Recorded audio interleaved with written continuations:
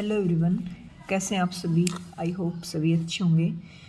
तो मैं तो आज बहुत खुश हुई क्योंकि जो ये पीजीटी फिजिक्स का 2023 का पेपर है तो फाइनली आज कंप्लीट हो जाएगा। 2024-25 का हम पहले कर चुके और जो 2023 का है 60 क्वेश्चन, तो ये लास्ट वीडियो रहेगी भी आज की।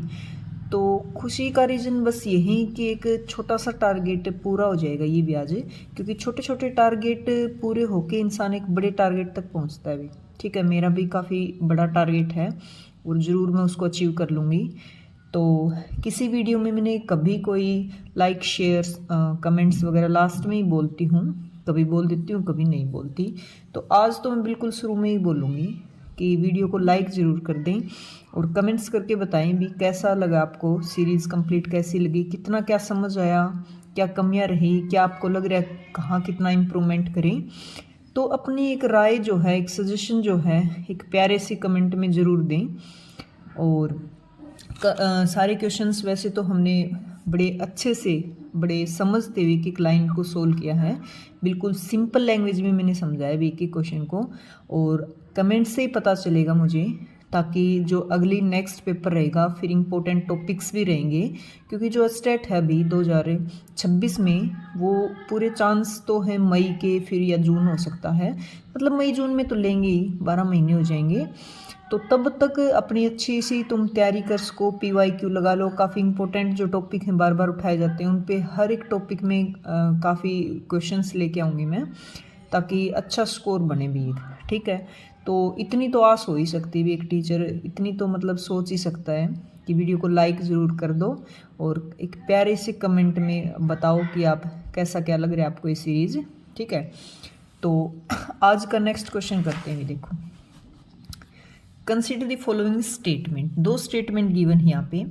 The work done by the external force on a system equal to change in total energy. ये करें भाई, जो वर्क डन है किसके द्वारा, एक्सटर्नल फोर्स के द्वारा, वो सिस्टम की टोटल एनर्जी को चेंज कर देता है। पूछा यह क्या सही है या गलत है।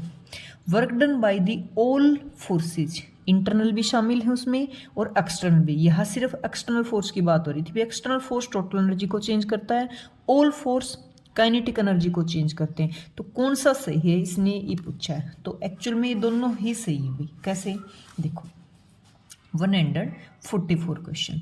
एक बात याद रखना, बिल्कुल कंसेप्ट के साथ है भाई ये, मतलब एक ये लगा लो एक फैक्ट है ये। जो ऑल फोर्सेज होते हैं ना, वो तो हमेशा ऐसे लगाओ, चेंज इन काइनेटिक एनर्जी, वो सिर्फ काइनेटिक एनर्जी को चेंज करते हैं। ऑल फोर्सेज हैं वो उसकी काइनेटिक एनर्जी को चेंज करेंगे, सिस्टम या ऑब्जेक्ट की। काइनेटिक एनर्जी चेंज होने का मतलब काइनेटिक एनर्जी बढ़ेगी या घटेगी, बट ओवरऑल एनर्जी देखिए वो हमेशा सेम रहती, कंजर्व रहती। किसके केस में, ऑल फोर्सेज के केस में। ठीक है, और सिर्फ बात हो एक्सटर्नल फोर्स की, सिर्फ बात हो एक्सटर्नल फोर्स लगाएं, वो क्या करता है, सिस्टम की टोटल जो एनर्जी है, टोटल जो एनर्जी है उसको क्या कर देता है, चेंज कर देता है। बस दो बातें हैं, दो फैक्ट हैं जो याद रखने। All forces only change in kinetic energy but total energy is conserve in this case. External force, अगर एक्सटर्नल फोर्स है वहाँ टोटल एनर्जी कंजर्व नहीं रहती भी, चेंज हो जाती। जैसे मैं कोई एग्जांपल दूँ भी, मान लो एक बॉल है, उसको ज़मीन से ऊपर फेंक दिया, यहाँ चली गई बॉल। अब हाईएस्ट पॉइंट पे जाके बॉल क्या है, रुक जाती है। रुकने के बाद रेस्ट में आई, तो यहाँ पे ऊपर गई क्योंकि फोर्स लगाया इस पर, कोई बाहर से फोर्स दिया। अब ड्यू टू ग्रेविटी ये नीचे आएगी, तो यहाँ पे देखो नीचे आ रही है, मतलब इसकी काइनेटिक एनर्जी इंक्रीज हुई और पोटेंशियल एनर्जी डिक्रीज हो रही है। पोटेंशियल एनर्जी डिक्रीज हो रही, नीचे आ रही तब। बट दोनों का सम देखेंगे ना, कहीं भी किसी पॉइंट पे देख लो, वो कितना रहता है, हमेशा सेम रहता है। तो यहाँ पे जो फोर्स लगा उसने, जो ऑल फोर्सेस लगे उसने क्या की, ऑल फोर्सेस मतलब एक्सटर्नल फोर्स से ऊपर गई और ग्रेविटी फोर्स इसको नीचे लेके आ रहा है। तो वो सिर्फ इसकी काइनेटिक एनर्जी को चेंज कर रहा है। ठीक है, काइनेटिक एनर्जी कम ज़्यादा हो रही है, टोटल एनर्जी वो क्या है, कंजर्व है। तो ये किसका एग्जाम्पल है, ये इसका। एक्सटर्नल फोर्स कैसे, जैसे कि मान लो एक रफ सरफेस है, उसके ऊपर कोई बॉक्स को एक्सटर्नल फोर्स देके, धक्का देके मूव किया जा रहा है। ठीक है, तो मूव किया जा रहा है तो एक फोर्स और इंट्रोड्यूस होता है यहाँ पे। कौन सा फोर्स, फ्रिक्शन फोर्स। ठीक है।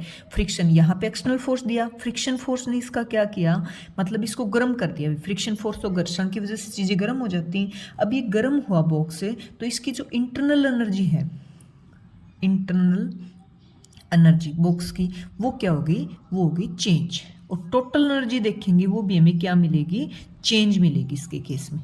ठीक है, तो बस दो बात हमेशा याद रखना, ऑल फोर्सेज सिर्फ काइनेटिक एनर्जी को चेंज करते हैं, एक्सटर्नल फोर्सेस उसकी टोटल एनर्जी को कंजर्व मतलब चेंज कर देता, कंजर्व नहीं रहने देता। ठीक है, तो इसकी दोनों स्टेटमेंट करेक्ट है भैया। कौन सा ऑप्शन आएगा, both the statement 1 and 2 is correct. तो ये क्वेश्चन हमने कल कर लिया था, अभी इसको मैंने वैसे स्किप कर दिया था, मेरा मन ये था क्वेश्चन करवाने का, तो ये वाला हम कर चुके 145। नेक्स्ट देखो 146 क्वेश्चन। ये क्वेश्चन डॉपलर इफेक्ट पे भी। डॉपलर इफेक्ट है जो वो 11th क्लास की जो बुक है उसमें लास्ट यूनिट, उसमें तो बस थोड़ा ही कंसेप्ट मान के चलो भाई, थोड़े ही एक्सरसाइज है, थोड़ा कंसेप्ट दे रखा है, तो ये आपको एमएससी लेवल पे ही पढ़ना पड़ेगा अगर आप इसके बारे में डीपली जानना चाहते हो तो। देखो क्या है, the police car with its 300 Hz siren is moving toward the warehouse at a speed of 30 meter per second, intending to crash the door.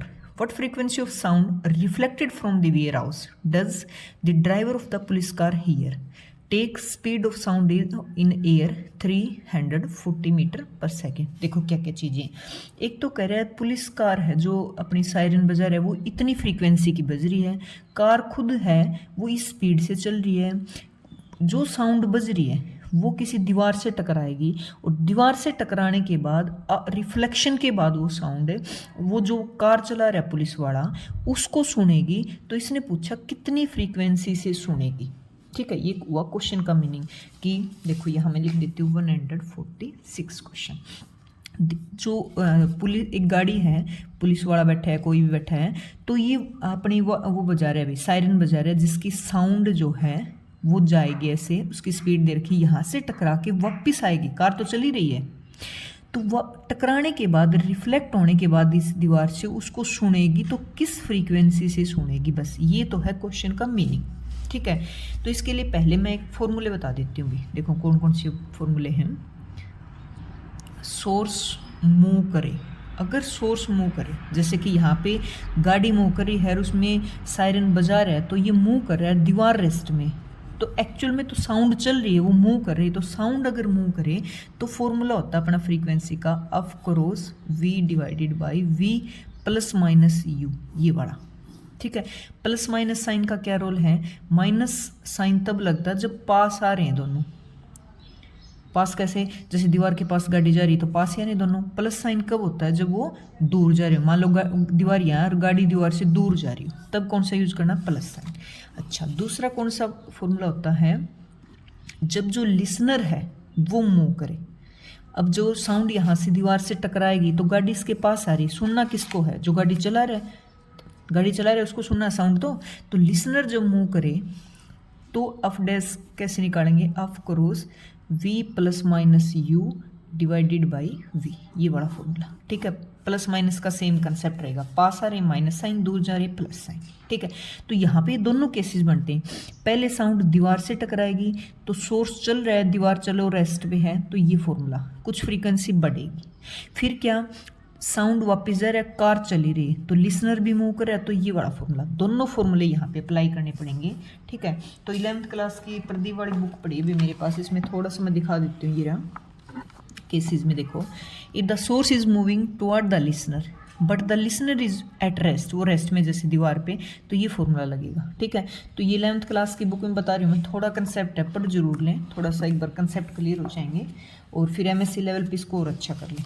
अब देखो क्या क्या चीज़ें गिवन है, इसको सोल्व करते हैं। बिल्कुल, पुलिस की जो कार है अपनी जो दे रखी, जो कि सायरन बजा रही है, अपनी सायरन बजा रही है। ठीक है, तो उसकी फ्रीक्वेंसी कितनी दे रखी है, 300 हर्ट्ज। ठीक है, एक बात, दीवार है, दीवार की तरफ मतलब जो कार चल रही है वो किस स्पीड से चल रही है, 30 मीटर पर सेकेंड से। ठीक है, दीवार जो है वो क्या है, वो रेस्ट में है, होगी बात।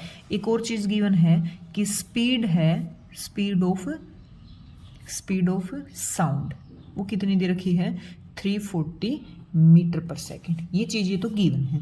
अब पहले वाला केस लगा दो, जब सोर्स चल रहा है दीवार रेस्ट में से टकराएगी तो कितनी फ्रीक्वेंसी होगी वहाँ पे, तो फर्स्ट केस, ठीक है। फर्स्ट केस में F1 निकालेंगे हमें, फॉर्मूला क्या, F cross V by V minus U, सभी की वैल्यू रख दो। फ्रीक्वेंसी गिवन है 300, वेलोसिटी गिवन है, स्पीड ऑफ साउंड 340, यहाँ पे 340 और कार की स्पीड है 30, इसमें से माइनस करो, सोल्व करोगे 329 आ गया फ्रीक्वेंसी हर्ट्ज में, ठीक है। अब ये सेकंड केस लगाओ कि कार तो चल रही है और रिफ्लेक्ट होके साउंड आएगी तो कितनी उससे सुनेगी, तो यहाँ पे बन गया भाई सेकंड केस। तो F2 निकालेंगे। F2 के लिए कौन सा फॉर्मूला, F1 क्रॉस ये वाला ऊपर चला जाएगा, मतलब V plus minus U divided by V।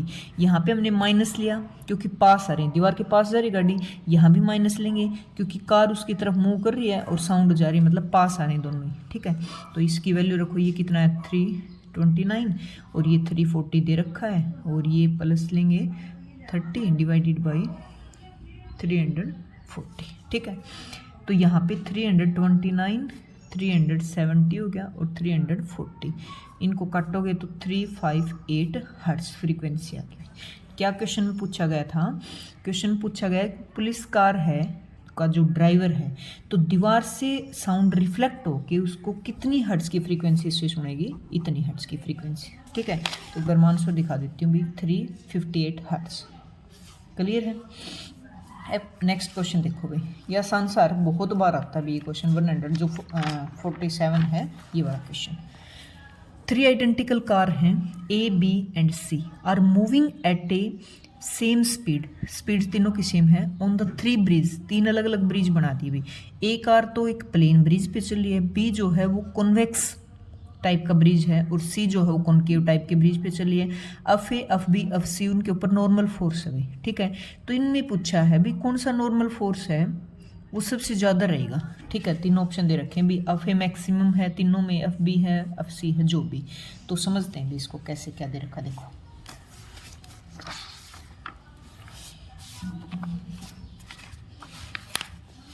देखो 3 केसेस यहाँ पे। ए केस में ब्रिज प्लेन है, ठीक है। तो यहाँ पे कार है ए, तो नीचे होता है उसका mg डाउनवर्ड वेट फोर्स और ऊपर होता है नॉर्मल, और दोनों बैलेंस होते हैं, n is equal to mg। Normal force किसके इक्वल होता है, वेट के इक्वल। एक बात, ये किसके केस में हुआ, जब प्लेन ब्रिज है। बी का केस लो, बी के केस में क्या बताया इसने, किस टाइप का होगा, कॉन्वेक्स ब्रिज, ये कॉन्वेक्स ही हो गया, बाहर की तरफ उभरा हुआ। तो यहाँ पे बी कार है तो वेट तो इसका mg लगेगा कार का, और ऊपर नॉर्मल होता है, और सेंटर की तरफ एक फोर्स लगता है भी, कहाँ, टुवर्ड द सेंटर। कौन सा फोर्स होता है बताओ, ये होता है सेंटीपिटल फोर्स, जो कि हमेशा टुवर्ड द सेंटर होता है। तो ध्यान रखना जो दोनों का n और mg का रिजल्टेंट फोर्स होता है, रिजल्टेंट फोर्स वो होता है सेंटीपिटल फोर्स के इक्वल, सेंटीपिटल फोर्स के इक्वल, ना कि सेंटीपिटल फोर्स। इससे क्या इन दोनों का जो रिजल्टेंट है, इन दोनों का जो रिजल्ट है, इन दोनों से मिलके जो फोर्स है वो सेंटीपिटल फोर्स के इक्वल होता है, ये बात ध्यान रखना मिलता है, ठीक है। अच्छा इसका शॉर्टकट भी बताऊंगी मैं लास्ट में। बैलेंस कर दो भाई, नीचे देखो कौन है, सेंटीपिटल फोर्स, एफ सी लगा लो, तो नीचे की साइड पॉजिटिव ले लें हमें। सेंटीपिटल फोर्स किसके इक्वल होता है, इन दोनों के, तो ये डायरेक्शन नीचे वाले पहले ली, तो नीचे वाला कौन फोर्स है, mg, ऊपर इसके अपोजिट डायरेक्शन है तो नॉर्मल फोर्स। तो यहाँ से नॉर्मल कितना आ गया, इधर आके पॉजिटिव हो जाएगा, तो mg माइनस एफ सी मतलब centripetal force mv² by r होता है। बस 2 नंबर इक्वेशन। तीसरी और निकालो, सी वाला किस टाइप का है, कॉनकेव। यहाँ पे कार है, गाड़ी है सी वाली, ऊपर नॉर्मल फोर्स होता है, नीचे mg होता है, ठीक है। Centripetal force toward the centre होता है, तो इसका सेंटर तो ऊपर है, तो सेंटीपिटल एफ सी होगा ऊपर टुवर्ड दी सेंटर। अच्छा बैलेंस करो, सेम इक्वेशन, इधर एफ सी है, ऊपर वाली डायरेक्शन लेंगे तो इधर नॉर्मल है, माइनस में हो जाएगा mg, तो यहाँ से नॉर्मल फोर्स आ गया, इधर जाएगा तो एफ सी प्लस में mg। तो यहाँ से देख के साफ साफ पता चल रहा है अभी कौन से नॉर्मल की सबसे ज़्यादा वैल्यू है। यहाँ n is equal to mg है, यहाँ mg में से कुछ घट गया, यहाँ mg में कुछ जुड़ रहा है, ठीक है। यहाँ पे mg के अंदर mv² बाई r जोड़ा जा रहा है, जुड़ रहा है, तो सबसे ज़्यादा नॉर्मल किसका हुआ, ये वाला, किसके केस में, जो थर्ड केस में है, ठीक है। अच्छा, इसका एक जर्नल एग्जांपल देखो भाई, जुल्ले पे झूल रहा है कोई, तो जुल्ले पे ऊपर की तरफ जाते हैं तो हमें वजन ज़्यादा लगता है, नॉर्मल फोर्स ज़्यादा लगता है, और जुल्ले से हम नीचे की तरफ आते हैं, लिफ्ट में लगा लो, लिफ्ट में नीचे की तरफ आते हैं तो हमें खुद मतलब हल्का महसूस होता है, क्योंकि वहाँ नॉर्मल फोर्स कम होता है। तो यहाँ गाड़ी जा रही ऊपर की तरफ, तो सीधी सी बात है नॉर्मल फोर्स होता है सबसे ज़्यादा यहाँ पे। आई होप सभी अच्छे समझ आएगा भाई। जहाँ सेंटर, एक और ट्रिक बताती हूँ इसकी, जहाँ सेंट्रल की तरफ नॉर्मल फोर्स भाई सेंटर की तरफ जाने में मदद करे, जैसे इसका सेंटर ऊपर है, नॉर्मल फोर्स भी इधर है, वहाँ हमेशा नॉर्मल ज़्यादा होता है। यहाँ देखो सेंटर नीचे है, नॉर्मल फोर्स उसके अपोजिट है, तो जहाँ पे सेंटर की तरफ ही नॉर्मल फोर्स हो उसको सेंटर की तरफ हेल्प करें ऐसे मान लो, वहाँ नॉर्मल फोर्स हमेशा ज़्यादा होता है भाई, ठीक है। तो अब एक बार ऑप्शन देख लो, कौन सा ऑप्शन करेक्ट रहेगा, C. F C is maximum of the three force, F C सबसे मैक्सिमम होता है क्योंकि यहाँ पे नॉर्मल फोर्स की वैल्यू एम जी से कुछ प्लस हो गया, एक एम जी में घट रही और एक एम जी के इक्वल आई, तीनों के हमने अलग अलग निकाल ली। तो इस पर थोड़ा शॉर्टकट भी लगा सकते हो भाई, ये जुल्ले वाला ही हो गया, समझ लो ऊपर जा रहे हैं, एक ढलान में आ रहे हैं नीचे की तरफ, जैसे कॉन्वेक्स में है, तो यहाँ पे तो कम हमें हल्का महसूस होता है और यहाँ पे हमें लगता है कि वजन ज़्यादा हो गया, ठीक है, इस टाइप का कुछ करके। नेक्स्ट क्वेश्चन 148 का देखो क्या है।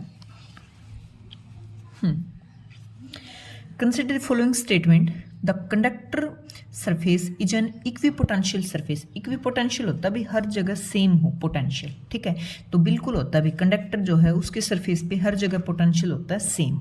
क्यों होता है सब कुछ बताऊंगी, देखो नेक्स्ट और surface charge density is present on the outer surface of the conductor. ये कह रहे हैं भी सरफेस चार्ज डेंसिटी वो कंडक्टर के आउटर सरफेस पे होती है, तो स्टेटमेंट पूछा भी दोनों सही हैं, दोनों गलत हैं, एक सही एक गलत, ऐसे करके। तो देखो कैसे, कोई भी जो कंडक्टर होता है उसके पता होगा जो चार्ज होते हैं ना, वो एक तो होते हैं फ्री, ऊपर से वो सारे चार्ज कहाँ चले जाते हैं, सरफेस के ऊपर। अब सरफेस जो है, सरफेस चार्ज डेंसिटी क्या होता है, कहाँ कितने चार्ज हैं पर यूनिट एरिया में। तो जब अंदर सरफेस जो कंडक्टर है उसके अंदर कोई चार्ज है ही नहीं, सारे सरफेस पे चले गए, तो अंदर डेंसिटी क्या होगी, सीधी सी बात है अंदर डेंसिटी होगी नहीं, डेंसिटी कहाँ है, सरफेस के ऊपर। तो सेकंड ऑप्शन में इसने क्या बोला, देखो surface charge density is present on the outer surface of the conductor, तो बिल्कुल सही बोला भाई, सारे चार्ज जब सरफेस के ऊपर हैं तो सरफेस चार्ज डेंसिटी आउटर पे होगी, अंदर नहीं होगी, ठीक है। तो सेकंड ऑप्शन क्या है, करेक्ट। फर्स्ट में क्या बोला इसने, कंडक्टर सरफेस जो है इक्विपोटेंशियल होता है, हाँ ये और समझ लो। अब सारे चार्ज अंदर थे वो कहाँ चले गए, सरफेस के ऊपर। मान लो कि ऊपर जो पोटेंशियल है वो सेम नहीं है, हर जगह सेम नहीं है, कम ज़्यादा है, एक जगह हाई पोटेंशियल एक जगह लो, तो चार्ज फ्री है, तो चार्ज क्या कहाँ से कहाँ मोशन करते हैं, हाई पोटेंशियल टू लो। तो एक टाइम ऐसा आएगा, मान लो पोटेंशियल सेम नहीं है तो भी वो चार्ज मूव करके और पोटेंशियल जो है हर जगह क्या कर लेंगे, सेम कर लेंगे। जैसे पानी का लेवल मान लो बराबर नहीं किया तो पानी अपने हाई लेवल से लो लेवल तक मूव करके, और जब तक लेवल बराबर नहीं हो जाएगा वो मूव करके मतलब बराबर कर लेगा खुद को, तो यहाँ पे पोटेंशियल हो जाएगा सेम हर पॉइंट पे। और सेम होना इसी को बोलते हैं इक्विपोटेंशियल सरफेस होता है कंडक्टर के ऊपर, हर जगह पोटेंशियल जो है सेम होता है, और किसी दो पॉइंट के बीच में पोटेंशियल डिफरेंस निकालेंगे वो क्या होता है, जीरो, क्योंकि पोटेंशियल सेम, यहाँ 2 वोल्ट है यहाँ भी 2 माइनस 2 जीरो, तो पोटेंशियल डिफरेंस जीरो होता है, हर जगह कंडक्टर के सरफेस के ऊपर जो है पोटेंशियल होता है सेम, ठीक है। और सारे चार्ज होते हैं सरफेस के ऊपर, अंदर जो है इलेक्ट्रिक फील्ड क्या होता है, जीरो होता है। तो सरफेस चार्ज डेंसिटी कहाँ, सरफेस के ऊपर, चार्ज जहाँ वहाँ सरफेस चार्ज डेंसिटी, ठीक है। तो मेरे हिसाब से क्लियर हो गया भी, इसका ऑप्शन होगा कि दोनों ही करेक्ट है, ठीक है। तो अब आगे भी हमारे लास्ट 2 क्वेश्चन बस इस अपने पेपर के 2023 के पेपर के। देखो 149 centripetal acceleration of the earth as it move on the orbit around the sun. Sun के चारों तरफ ये कह रहा है धरती घूम रही है, तो कितने सेंटीपिटल फोर्स से घूम रही है, सेंटीपिटल फोर्स नहीं भी एक्सेलेरेशन से, ठीक है। सेंटीपिटल एक्सेलेरेशन निकालना है हमें बस, ठीक है। तो आसान सा क्वेश्चन है और वो भी 2 मेथड से बताऊंगी भी मैं। देखो सेंटीपिटल एक्सेलेरेशन निकालना, तो सेंटीपिटल फोर्स क्या होता है, mv²/r, आज वाले क्वेश्चन में हमने यूज किया था। फोर्स इज इक्वल टू होता है ma, तो a की वैल्यू क्या आ गई, यहाँ से कंपेयर कर लो v²/r, ठीक है। अच्छा, v relation between linear velocity and angular velocity के बीच में ये रिलेशन होता है, तो ये वाली वैल्यू यहाँ पुट कर दो। a इज इक्वल टू क्या आ गया, v स्क्वायर है तो इसका स्क्वायर करो r square omega square by r, r से r कट गया, ये बच गया r ओमेगा स्क्वायर। ओमेगा की वैल्यू कितनी होती है 2π/t, क्यों पुट की, क्योंकि आंसर सारे टाइम पीरियड में दे रखे हैं, ठीक है। तो 2π/t पुट कर दो, तो a की वैल्यू क्या आ गई r, और इसकी जगह 4π²/t², तो ये एक्सेलेरेशन की वैल्यू आ गई r 4r π²/t², और यही आंसर है, ठीक है। दूसरा मेथड देख लो, देखो एक्सेलेरेशन यहाँ से कितना है अपने पास v² कितना r।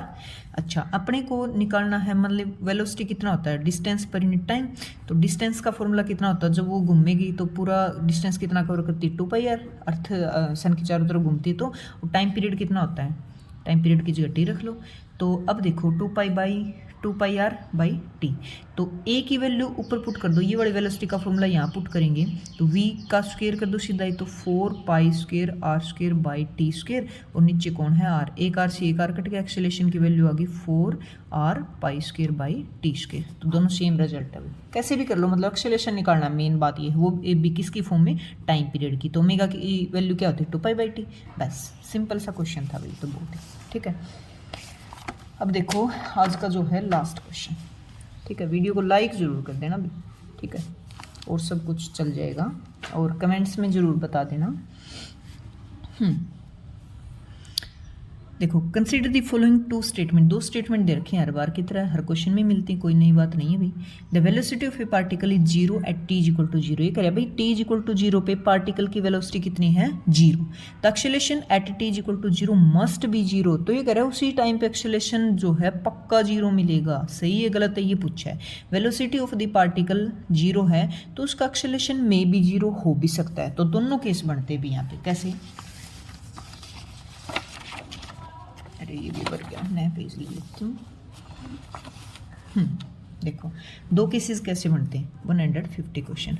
वेलोसिटी अगर 0 हो तो दो केस बनते हैं यहाँ पे, एक्सेलेरेशन 0 हो भी सकता है, एक्सेलेरेशन 0 नहीं भी हो सकता, ये नहीं है भाई वेलोसिटी 0 तो पक्का एक्सेलेरेशन 0 मिलेगा। 0 कब होता है और 0 कब नहीं होता वो समझ लो, दोनों केसेस बनते हैं भाई। मान लो एक कार है, ठीक है, वो है रेस्ट पे, तो रेस्ट पे तो सीधी सी बात क्या है, उसकी वेलोसिटी कितनी है 0, और वो अपनी स्पीड को चेंज नहीं करी, मतलब उसकी एक्सेलेरेशन भी कितना उसका 0, तो कौन सा केस हुआ ये, मतलब कहीं भी वेलोसिटी 0 है किसी ऑब्जेक्ट की तो उसका एक्सेलेरेशन 0 हो सकता है, ये बात तो सही है।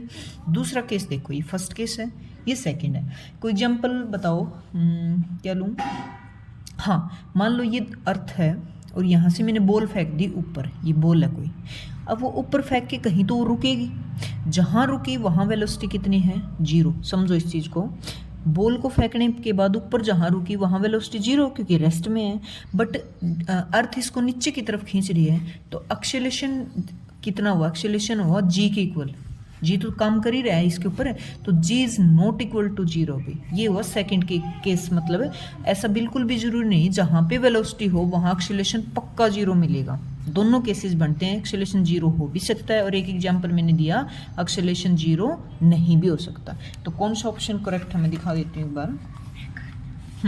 इसने पूछा मस्ट भी 0 तो गलत है, हाँ 0 हो सकता है ये सही है, तो कौन सा ऑप्शन करेक्ट रहेगा, ओनली स्टेटमेंट 2 इज करेक्ट। तो बिल्कुल सारे क्वेश्चन हो चुके भी 150 तक। वीडियो को लाइक ज़रूर करें और कमेंट्स करके बताएं कि कैसा लगा सीरीज़, और नेक्स्ट पेपर कौन सा उठाएं या सीधे टॉपिक उठाएं। इंपॉर्टेंट टॉपिक लेके चले पहले हम, या एक पेपर जो है 2023 का हो गया तो 22 वाला उठा लें, 22 वाला और कंप्लीट कर लें, या वीडियो में ज़रूर बता दें और लाइक ज़रूर कर दें। Thank you.